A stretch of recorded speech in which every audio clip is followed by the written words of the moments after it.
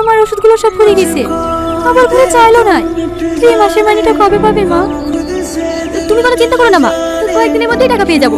টাকা পেলে তোমার ওষুধের চাল কিনে নিয়ে আসবো। তুই এই সংসার লেগে একার কত করবি বল? তোরা জয়রে বাপ জমি জায়গা যা ছিল সব বিক্রি করে দিয়েছে। আর যদি তোর বাপ সংসারের দিকে মন দিত তাহলে আমাদের এই দুদিন আর দেখতে হতো না।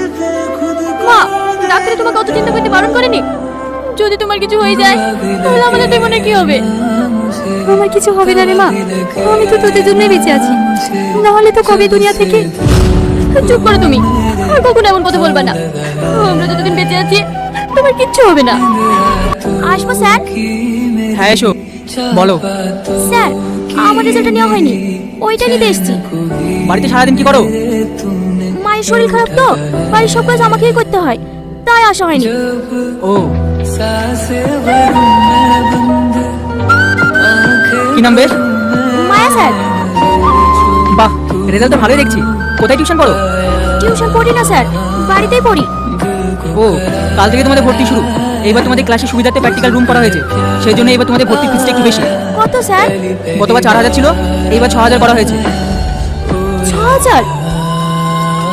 ঠিক আছে স্যার, আমি এখন আসছি। কি রে, মন খারাপ করে বসে কেন? কি হয়েছে? জানিস সাথী, সবাই কলেজে ভর্তি হয়েছে, আমি এখনো ভর্তি হতে পারলাম না। আব্বা যদি কাজকর্ম করতো তাহলে আবারও কলেজে ভর্তি হওয়া হতো, আর তোকে পরিবারের কাজও করতে হতো না। ভাবছি পড়াশোনা আর করবো না। ও, এই ব্যাপার? আমি থাকতে তুই অলি চিন্তা করিস নি। আমি না খালামার কাছ থেকে 2 মাসের বেতন অ্যাডভান্স নিয়ে নেবো, সেই টাকা দিয়ে তোকে কলেজে ভর্তি করে দেবো, আর মার জন্য ওষুধ নিয়ে আসবো। তুই আমার থেকে অনেক ছোট, কিন্তু তোর মনে আমার চেয়ে অনেক ছোট, অনেক সাহস। আমি তোর বড় বোন হয়েও কিছু করতে পারলাম না।